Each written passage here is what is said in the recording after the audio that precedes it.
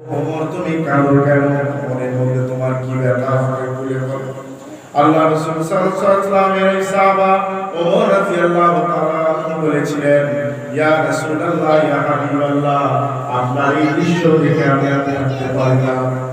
আপনি নূরের নবী, আপনি দয়ার নবী, আপনাকে সৃষ্টি না করলে আসমান জমিন কোনো কিছু সৃষ্টি হতো না। আপনি এমন অবস্থায় পড়ে রয়েছেন, আমি এই দৃশ্য দেখতে পারি না।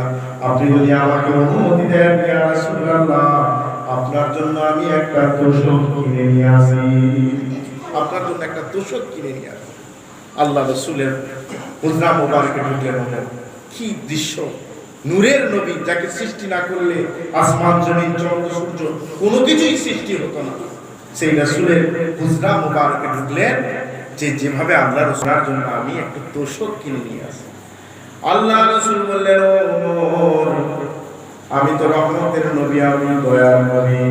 আল্লাহ রাব্বুল ইজ্জাত আমাকে নিশ্চয়ই সম্পদশালী করেছে, কিন্তু সব সম্পদ আমি দুনিয়ার অসহায় মানুষদের জন্য দিয়ে দিয়েছি, বিলীন করে দিয়েছি। ও ওমর, তুমি কেঁদো না। আমি যদি ওই ওহদ পাহাড়টাকে বলি, ও ওহদ পাহাড় যদি সোনা হয়ে যাও, ওহদ পাহাড়টা সোনা হয়ে যেত। আমি তো রহমতের নবী, আমি তো দয়ার নবী, আর আমার করার জন্য আমি পৃথিবীর বুকে আসলাম। আমার কত গুনাহগার উম্মত রয়েছে, কত গরিব উম্মত। আল্লাহ রাসূল সাল্লাল্লাহু আলাইহি ওয়াসাল্লাম পৃথিবীর বুকে যখন বিদায় নেবেন, ওমর রাদিয়াল্লাহু তাআলা, আবু বকর রাদিয়াল্লাহু তাআলা, সম্ভবত আবু বকর ছিলেন, ওমর রাদিয়াল্লাহু তাআলা ছিলেন।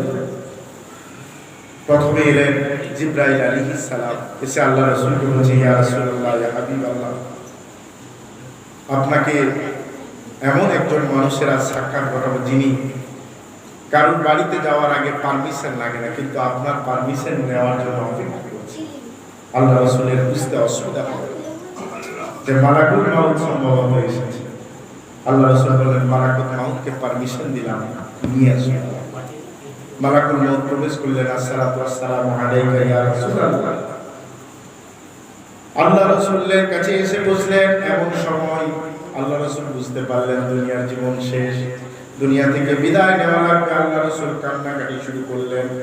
এমন সময় আল্লাহ রাসূলের কান্নাকাটি দেখে জিবরাইল আমিন আলাইহিস সালাম কান্নাকাটা শুরু করে দিলেন। আল্লাহ রাসূল সর্বপ্রথম জিবরাইলকে জিজ্ঞাসা করলেন, আমি কি কারণে কাঁদছি নিশ্চয়ই তোমাকে জানাবো, কিন্তু তুমি কোন কারণে কাঁদছো বলো জিবরাইল। জিবরাইল আলাইহিস সালাম বলেন, ইয়া রাসূলুল্লাহ, ইয়া হাবিবাল্লাহ, হুজুর, 23 বছর ধরে আমি আপনার কাছে এসেছি, আপনার মতো দয়ার নবী, আপনার মতো নূরের নবীর আমি চরিত্র আমি যেভাবে দেখেছি, এরকম অবস্থায় আর কোনোদিন আমাকে আমি আর আসবো না। এই কারণে আমি মনের দিক থেকে খুব ব্যথিত, আমি এই কারণে কাঁদি। কিন্তু ইয়া রাসূলুল্লাহ, ইয়া হাবিবাল্লাহ, আপনি কাঁদেন কেন খুলে বলো। আল্লাহ রাসূল বলেন, আমি এই কারণে কাঁদি, আমি দুনিয়া থেকে বিদায় নিতে চাই। আল্লাহ রাসূল ওই সাহাবা, আল্লাহ রাসূলের ওই ফারিক, আল্লাহ রাসূল জিবরাইল আলাইহিস সালাম বললেন যে আপনি যদি দুনিয়ার বুকে থাকতে চান আল্লাহ রাজি আছেন, আর যদি আপনি যেতে চান আল্লাহ রাব্বুল ইজ্জাত আপনার জন্য অপেক্ষায় রয়েছে। সুবহানাল্লাহ। আল্লাহ রাসূল বলেন, আমি এই কারণে কাঁদি, আমি এই কারণে কাঁদি, আমার আল্লাহ রাব্বুল ইজ্জাতের কাছে খবর পাঠাও, আমি চলে যাওয়ার পরে আমাদের কি হবে। জিবরাইল আলাইহিস সালাম সঙ্গে সঙ্গে আল্লাহর কাছে পৌঁছে গেলেন। আল্লাহর কাছে খবর নিয়ে আবার সঙ্গে সঙ্গে এলেন। আল্লাহ রাসূলকে জানালেন, ইয়া রাসূলুল্লাহ, ইয়া হাবিবাল্লাহ, আপনি চিন্তিত হবেন না, আপনি ভেঙে পড়বেন না। আল্লাহ ঘোষণা দিয়েছেন আপনার ইন্তেকালের পরে আপনার উম্মতের সম্পূর্ণ দায়িত্ব আমার আল্লাহ রাব্বুল ইজ্জাত নিজ হাতে নিয়ে নিলেন। সুবহানাল্লাহ। রাসূলের দায়িত্ব নিজ হাতে নিয়ে নিলেন, উম্মতের দায়িত্ব।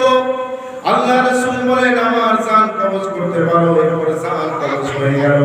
আল্লাহ রাসূল পৃথিবীর জীবন থেকে বিদায় নিলেন। আল্লাহ রাসূল কিন্তু হায়াতুন নবী, আল্লাহ রাসূল শুধু পর্দা নিয়েছেন, তিনি সব কিছু উম্মতের সমস্ত হালত তিনি দেখভাল করেন, নজর রাখেন, উম্মতের প্রতিটা খবর তিনি রাখেন, খবর রাখেন। এমনকি দরুদ শরীফ পড়লে আল্লাহ রাসূল সাল্লাল্লাহু আলাইহি ওয়াসাল্লাম সেই দরুদের উত্তরও দেন। আল্লাহ রাসূল সাল্লাল্লাহু আলাইহি ওয়াসাল্লাম যেখানে দরুদ আল্লাহ এবং আল্লাহ রাসূলের কথা আলোচনা হয়, আল্লাহ রাব্বুল ইজ্জাত এক ধরনের ফেরেশতা নাজিল করেন। সেই ফেরেশতারা রাসূল পাক সাল্লাল্লাহু আলাইহি ওয়াসাল্লামের উপর সালাত ও সালামের নজরানা মদিনার বুকে নিয়ে পৌঁছে যান এবং আপনাদের নাম ধরে কে কে দরুদ করেছেন এই দরুদটা রাসূলকে শোনানো হয়। আল্লাহ রাসূল বলেন আমি নিজ কানে শুনি এবং দরুদ ও সালাত ও সালামের উত্তর দিয়ে থাকি। আল্লাহ রাসূল হায়াতুন নবী, নবীরা হচ্ছে জীবিত। আল্লাহ রাসূল সাল্লাল্লাহু আলাইহি ওয়াসাল্লামের একটা খুব জয়ীফ হাদিস, কিন্তু এর ক্ষেত্রে আমি বলছি, আল্লাহ রাসূল সাল্লাল্লাহু আলাইহি ওয়াসাল্লামকে যখন মাকবারাতে রওজা শরীফে রাখা হলো ইন্তেকালের পরে, ওখানে আব্বাস রাদিয়াল্লাহু তাআলা ও আলী রাদিয়াল্লাহু তাআলা মাকবারার মধ্যে প্রবেশ করেছিলেন। আরেকজন ঢুকেছিলেন কসম রাদিয়াল্লাহু তাআলা। সবাই যখন উঠে এলেন, আমার রাসূলের নুরানি জিসিম মুবারক মাকবারার মধ্যে রওজার মধ্যে যখন রেখে উঠে এলেন, শেষ উঠে এলেন কসম রাদিয়াল্লাহু তাআলা।